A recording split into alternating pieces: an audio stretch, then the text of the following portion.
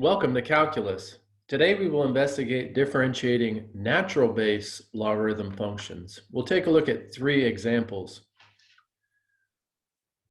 Before we can start our differentiation, we should say what kind of rule can I use to differentiate a natural base logarithm? And where we'll get that rule is really going to the definition of the rational base logarithm's derivative. So just to recall how that one worked, we started with the function y equals log base a of x. And to write the rule, we had noticed that there was an essential relationship between the logarithm and the equivalent exponential, which said x would equal base a to the power of y. And we used implicit differentiation to come up with the rule that the derivative of y for that logarithm would have given us 1 over x times the logarithm of the base a. So since we already have that rule established, we can create a rule for the natural logarithm using this as a starting place. All I got to notice is that for a natural logarithm, so just to put what we're talking about, that's y equals natural log of x. I could write that as an equivalent form, y equals log base e of x. Those are the same. So just applying my logarithm rule, what we'd get there is the derivative of y would be equivalent to 1 over x times the natural log of the base e. So we're right there at the rule, and it's quite a nice one because that natural log of base e, those are really inverses. They reduce down to 1. So what we get is for the natural logarithm, its derivative is simply 1 over x. So in a way, it's simpler than our exponential differentiation rule for other bases. The base e, although it's a very irrational number, it's so intrinsic to all the growth processes that we see that its derivative is simpler, ironically. Well, we got our rule, and now we can apply it to a function like we see here in our first example, y equals natural log of x cubed. So one thing I do need to notice is that this is a composite function. It's the natural logarithm of another function, x cubed. So whenever you see that composite setup, you're going to say, okay, I need to apply the chain rule. So we'll do so. Let's take the derivative of y. So it's going to be 1, according to our rule, over this x cubed. I'm considering that to be my composite function placed where my domain value x is. So I'm just going to place that in the denominator. But then, according to the chain rule, I need to also multiply by the derivative of that composed function. So the derivative of x cubed is going to be the old power of 3 now as a coefficient times x to the power of 3 less 1. So now we're ready to simplify once I have that derivative written. And the simplified form, I can place this 3x squared in the numerator over x cubed in the denominator, and then I see a cancellation in my x terms, or my x factors. X squared divided by x cubed would leave an x in denominator, and that would give us the final derivative of 3 over x. Let's take a look at a second example that involves a double application of the chain rule. So here you can see, again, what I've got is a composed function within a composed function. So just to kind of see how that works, my f function is the first natural logarithm. My g function is the second natural logarithm. And then my h function is the polynomial 2x cubed. So remember, if you've got a double composed function, you're just going to use the chain rule twice. So again, let's get our rule in view. So if I've got the function y equals the natural logarithm of x, its derivative is simply going to be the reciprocal function 1 over x. So let's apply that here with this derivative. So the derivative of our function y, which is natural log of 2x cubed, I'm going to start off by writing 1 over the natural log of 2x cubed. So that's what's going in first into my domain value x, is that composed function. So natural log of 2x cubed. Let me write what I'm saying. Natural log of 2x cubed. But then according to the chain rule, I now need to take the derivative of that composed function. So now I'm going to multiply times 1 over, and then that polynomial 2x cubed. So that's the second application of the chain rule. And as a final wrap up, I do need to take the derivative of h of x. So that's my 2x cubed. That's going to be the coefficient 2 stay in place. Old power of 3 become a coefficient times x to the power of 3 less 1. So you can see the double application of chain rule. Now I just need to simplify and reduce.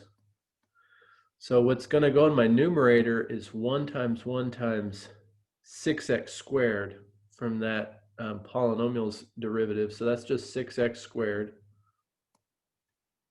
over, I'll move this 2x cubed as a first factor in the denominator times the natural logarithm of 2x cubed.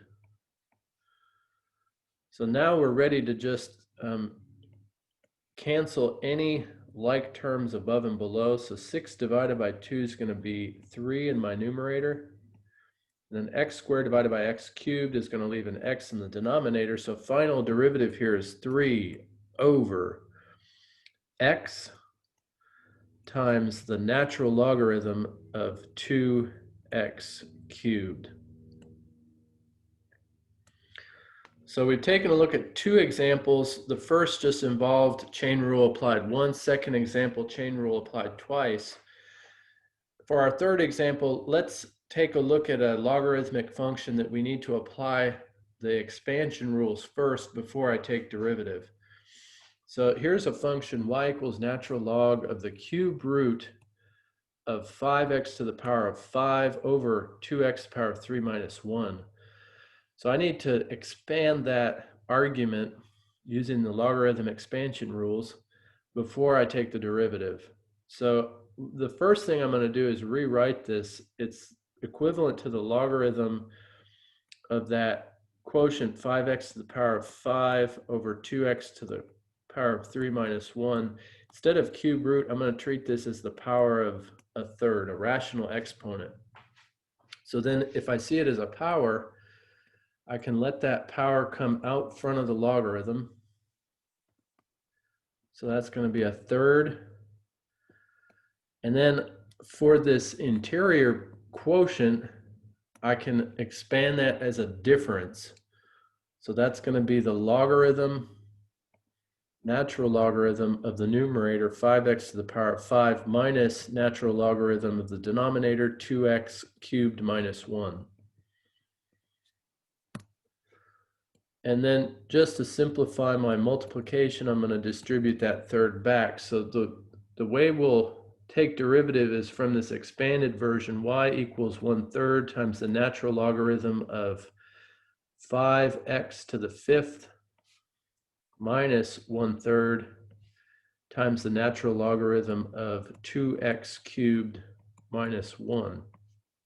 So now we're ready to take derivative. Let's write our derivative of our first term. So it's going to be 1/3, constant multiplier just stays in place. Derivative of natural log of 5x to the power of 5 is going to be 1 over 5x to the power of 5.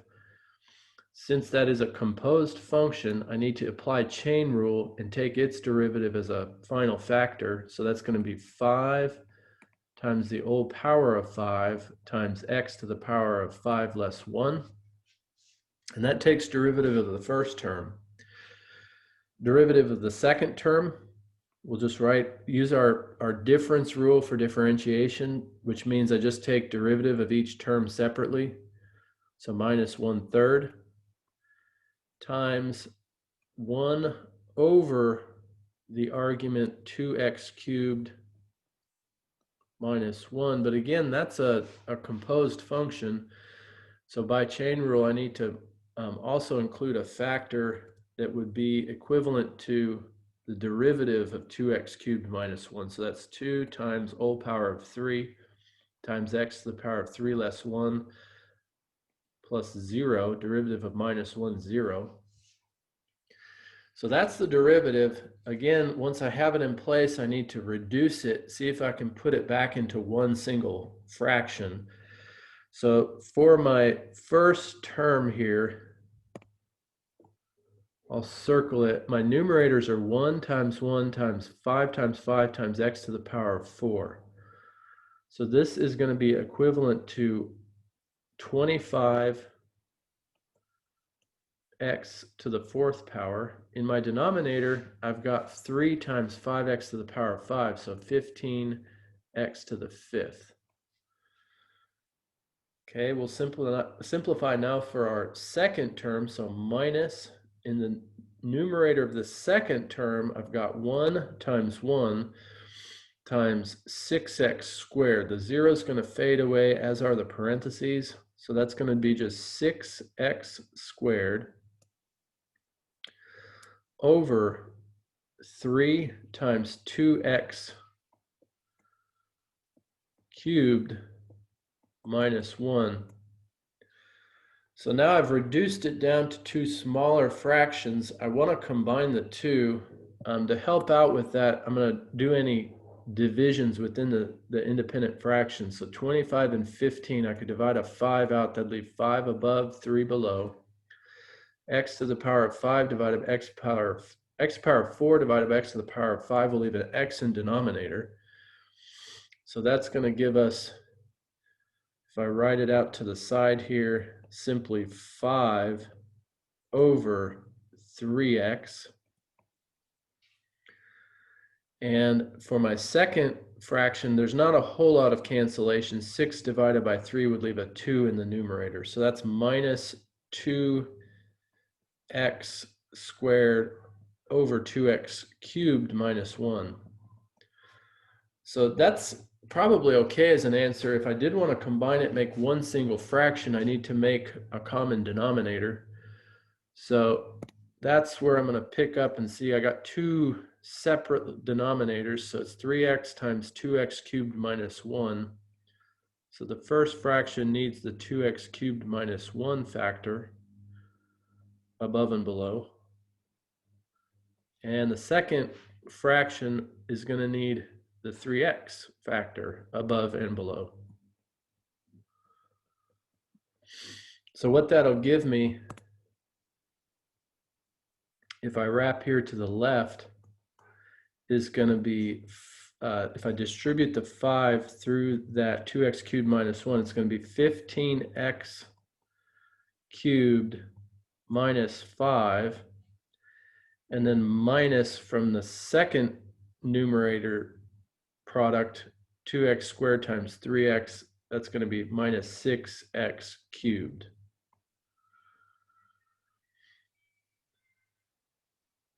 Let me correct an error I'm seeing. That's not 15x cubed, that's going to be 10x cubed. And that's all over my common denominator of 3x times 2x cubed minus 1. So now all I need to do is simplify my numerator. And I see I have two like terms, 10x cubed minus 6x cubed. So this is my final derivative. It's going to be 4x cubed minus 5 all over that common denominator 3x times 2x cubed minus 1. And that completes our final example there. where we are taking derivative of a natural base logarithm by first applying the expansion rules and then chain rule. Thanks for joining for this investigation of differentiating natural base logarithms. See you soon.